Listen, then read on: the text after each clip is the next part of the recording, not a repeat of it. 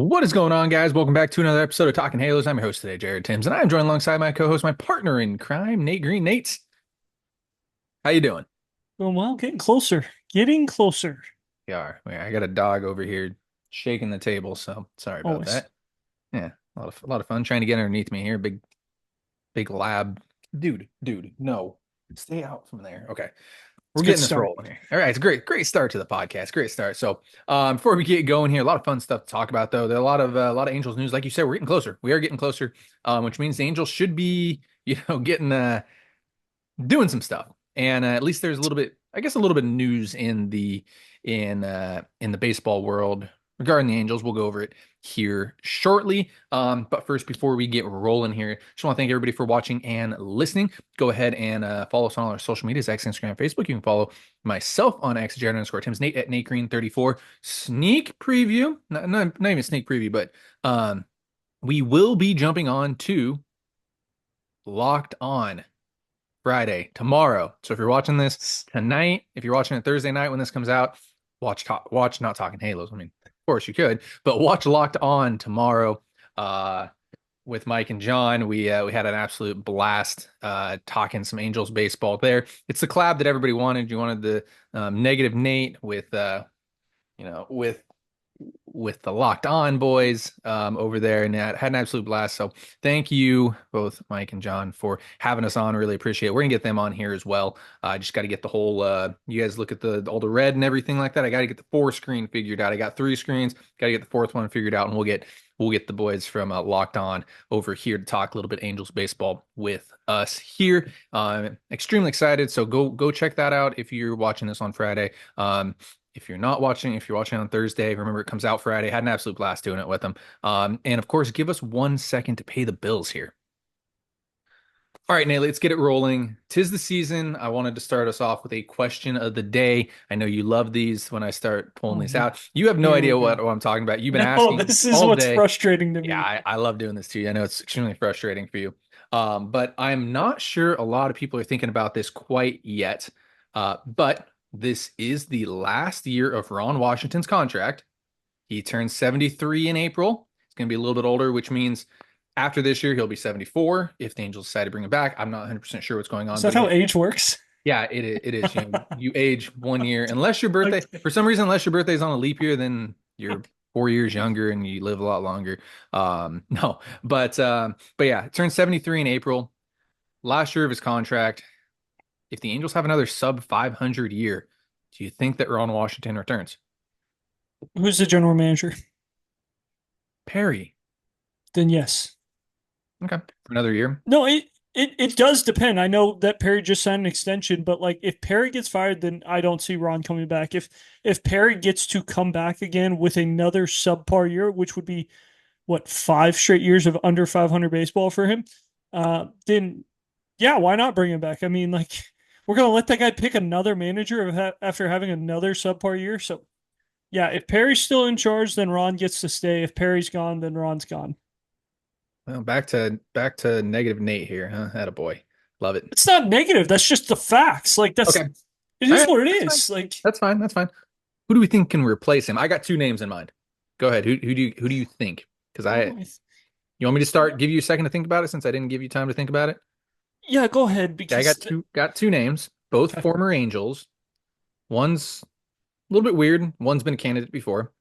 Number one would probably be Benji Gill. I know a lot of people are like, whatever. Yeah. He's managed Team Mexico for quite a few years now. I think he's got quite a few games under his belt with Team Mexico, so I like that.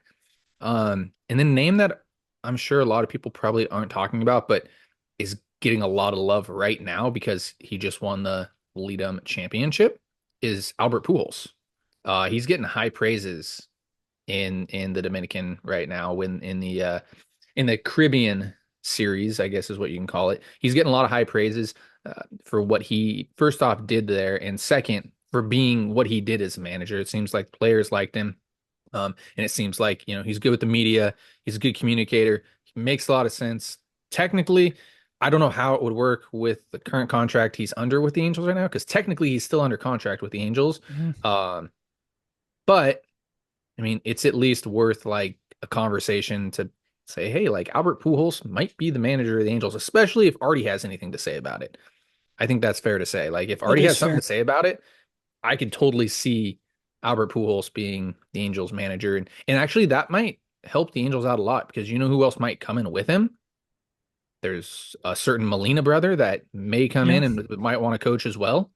There Albert Pujols is extremely respected. I know he didn't have the best career with the Angels, but he's an extremely respected player, and now coach. And I think a lot of players would want to come and play for Albert. I really do. I think it'd be a great. I think Albert would be a great signing if they don't bring Ron Washington back. I think Ron has been a fantastic manager, and I hope that he's around. But it's something that you got to think about because again, turned 73. He's one of the older managers right now, and I mean, you never know. I feel like he's expressed that he doesn't want to really coach too much after this. I feel like he probably want to retire or maybe take a step back.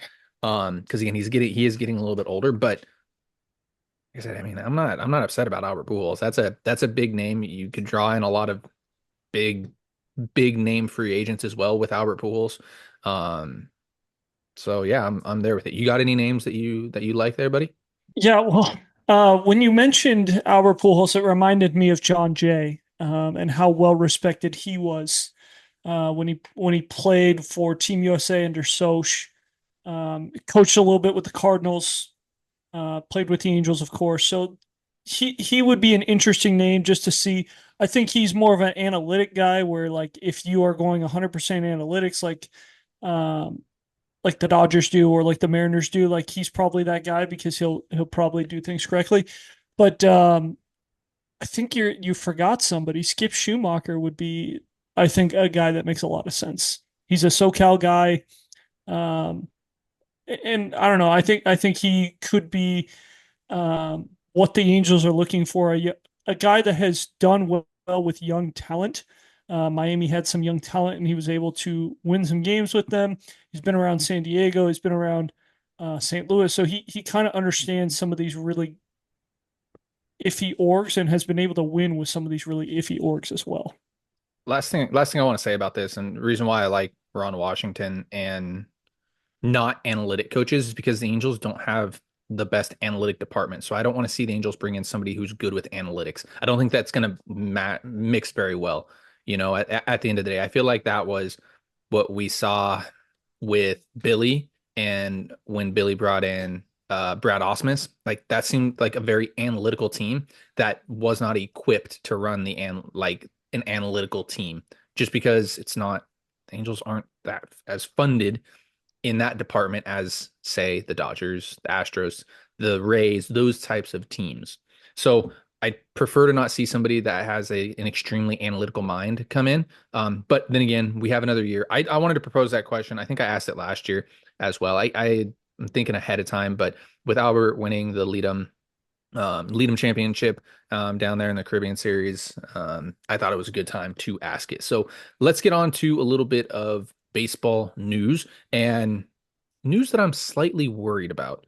And that is a report I think that came from John Heyman and something that, maybe it's worth noting, maybe it's not.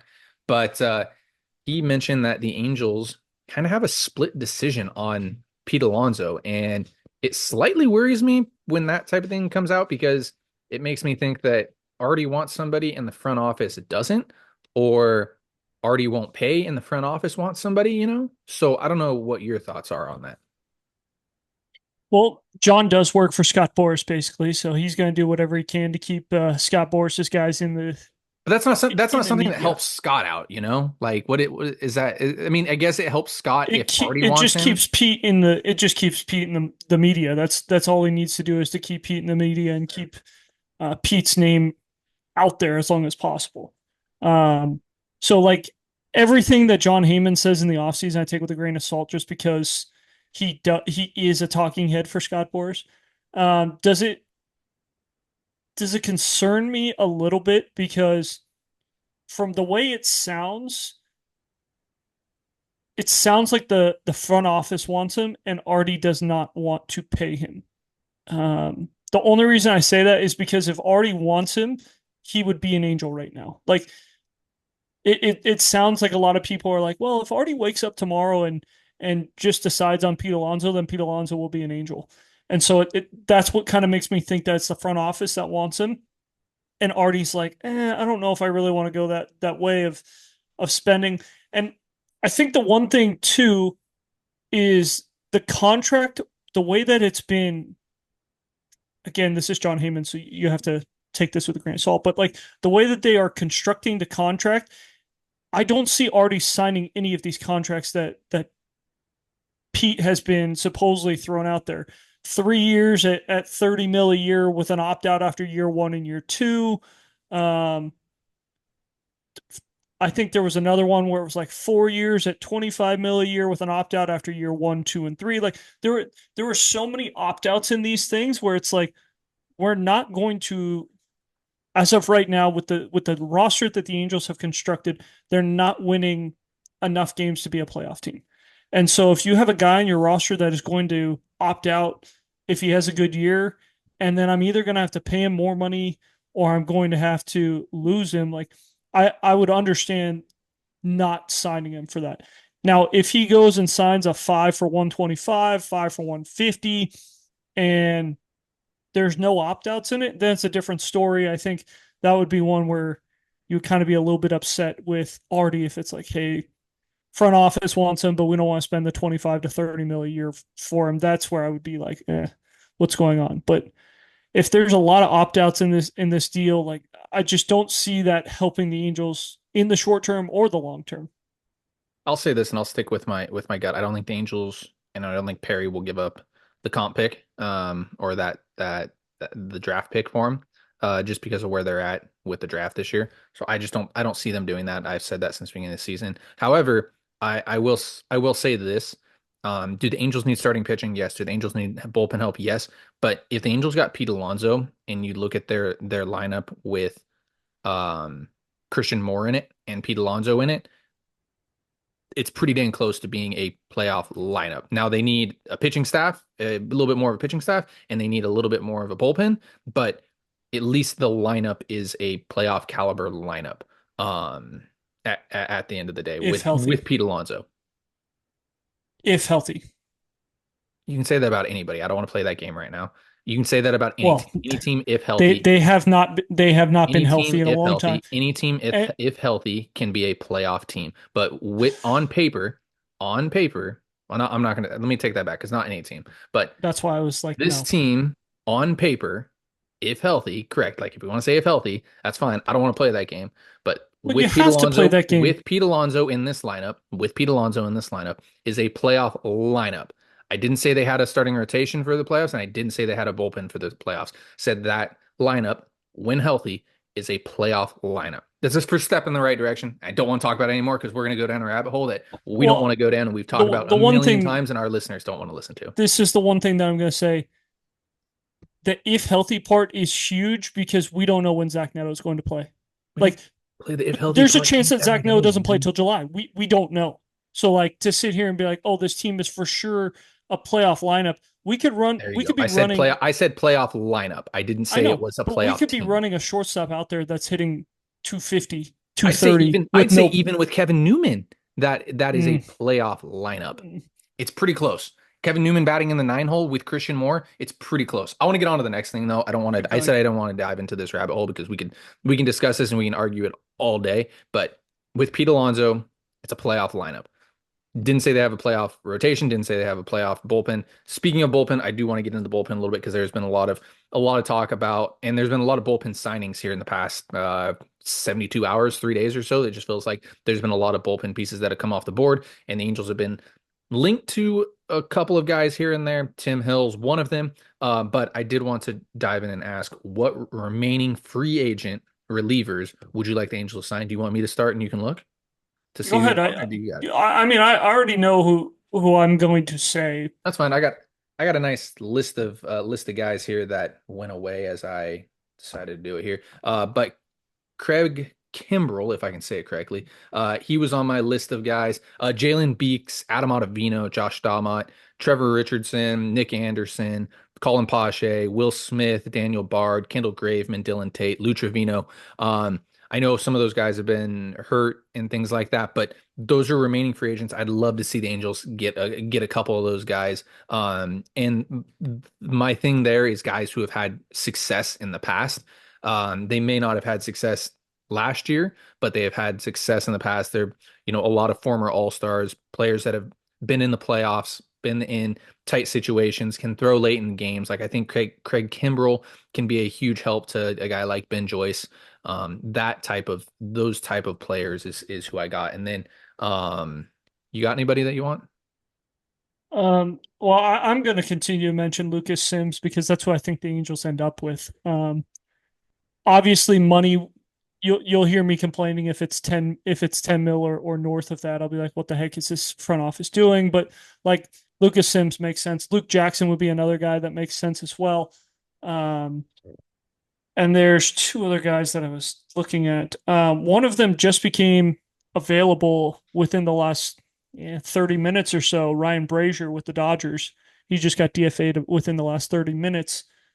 He would make some sense as well, just especially if you can get him on the major league minimum, just because the Dodgers would be picking up the tab of 8.5. So that would be another interesting name. They DFA'd him. He would become a free agent. You could sign him for major league minimum. He's got to go through waivers and he also has to go through trades. So we'll How see. many teams are going to be picking up 8.5 right now? Is he an eight? Is he worth one? Is he a one-win pitcher? Not according to last year. He didn't pitch too much last year. He Well, was hurt. if teams think he's a Um, one-win pitcher, then that's $8 million right there. So and then Kyle Finnegan again is another guy. He was a little hot and cold last year with some stuff, but good early, not as good late. I'm looking for guys that when the Angels are out of it in July because this roster isn't good enough right now, who could be moved and get you something in return. Luke Jackson, for some reason, the Atlanta Braves are always interested in him, kind of like Jesse Chavez. Um, Sims, stuff plus wise, Sims is one of the best relievers in baseball according to stuff plus. Guy hasn't been able to figure it out, but he's been able to net a return. He's better than Luis Garcia in my mind. And then David Robertson's, he's a guy that everyone always is going to be in the mix for at the deadline just because he's been able to get big outs for some big teams. So, yeah. And then Ryan Brazier, just anytime you get a pitcher on a minor league, basically a major league min deal, like you always take that chance because you're going to have to pay somebody that money, and it might as well be a guy who's been good at least in the past. yeah, Brazier, I'd be surprised if he gets to that point, but we'll see. We'll see. You never know. And then I got thinking because the Reds made the Taylor Rogers trade. I was like, I wonder if the Angels could make something like that. I had two names that I was able to find: Chad Green with Toronto and Sir Anthony Dominguez, who I think is with Philadelphia now. I could be wrong. Is he not with Philly anymore? Where's he? Baltimore. Baltimore. He's with Baltimore. Those are just two names that I was looking through, and I was like, I mean, they're owed a little bit. You might be able to do to take on a contract like that. They're in the last year, their contract. They weren't great last year. Maybe teams might be looking to open up a little bit of space, cap or not cap wise, but Lux tax wise. So those are just two names that popped in my head. I was like, oh, well, possibly, Chad Green or Sir Anthony Dominguez had success in the past. I don't know if they're looking to move them by any means, but just two names. Taylor Rogers would have been a cool one too, to pull off something like that because you wouldn't have been giving up too much, and you could have possibly traded him at the deadline as well. So last order of business here, we're going to stick on to the pitching side of things, and two moves that don't make a whole lot of sense to me, but for some strange reason the Angels have continued to be linked to them, which gets me excited for next offseason because they're both free agents. One would be Michael King, and then another would be Zach Gallen. Angels, I guess, have reached out to both the Diamondbacks and the Padres and inquired about those two names. For me, and I'll start this off. For me, it's not worth trading anything for those guys, especially since they're free agents at the end of the year, and especially since you'll probably be having to give up Christian Moore plus more for those guys, especially since again, they're going to be free agents at the end of this year.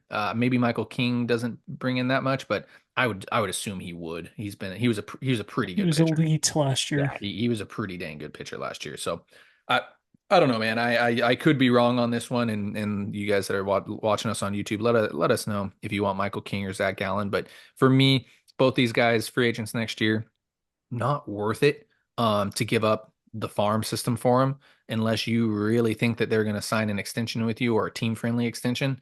I would prefer to try to get them on the free agent market next year. And Michael King is probably my number one or number two. These are probably my two favorite guys on the free agent market next year.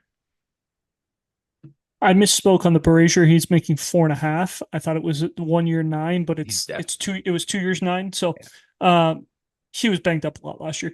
The Sir Anthony Dominguez thing, they picked up his option, so I don't think they're going to be looking to move him. Just and plus they're trying to win. Uh, Chad Green, I don't see it just because he was their closer and he pitched pretty good for him as their closer, but you never know. yeah. Michael King and Zach Gallen. I think it's honestly, like, I think it's laughable that the Diamondbacks would even be willing to entertain a Zach Gallen talk. Like, for me, I see them hanging up the phone after you ask the question and you just sitting there like, what the heck happened? You just went and signed Corbin Burns to a big deal. You're trying to win this year. Like, you just missed the playoffs last year. 2 years ago, you were a World Series team. Like, it wouldn't make a whole lot of sense for them to move Zach Gallen before the season. Now, if this is July 30th and the Diamondbacks are, 10 games under, or they're not going to make the playoffs, those kind of things, then this is a totally different story. But I just don't see how the Diamondbacks are even like entertaining a Zach Gallen trade. Now, if it's Mike Montgomery, yeah, we know the owner wants to get him out of there. But Zach Gallen, I just don't see traded. Michael King, guy was really, really good last year when they moved him from the bullpen to the rotation. Big piece in the Juan Soto trade for the Padres. I just don't see him signing a long-term deal in the middle of the season with a team that he's never been a part of and with a team that hasn't won in a while. So I just don't see it making a whole lot of sense. Would he make the Angels better? Absolutely. But the pieces that you would have to give up just don't seem to make sense in the long term for the Angels. If you want to say that Michael King wouldn't sign their long-term deal or an extension because he wasn't on the Angels very long, that's cool. But don't say that just because the Angels aren't in a spot to win that Michael King's not going to sign a contract, because yes, they're more like teams that are better are more likely to sign players, but in the off season, anybody's got a chance to sign anybody. We know that unless somebody's coming over from Japan, then he's going to the Dodgers. But why am I going to sign a contract extension with a team that I haven't been with and with a team that hasn't won? Like, it just doesn't make sense to go Correct. do that. Like, Why did Jorge Polanco just sign with the Seattle Mariners? maybe They because haven't that's they haven't been to the playoffs in a while. They weren't good they weren't very good last year. I mean, they were fine last year, but they weren't a playoff team last year. Like, why would you want to go play with Seattle because Mariners? they're You can't hit up there competitive. either. You They're can't hit up there either. competitive.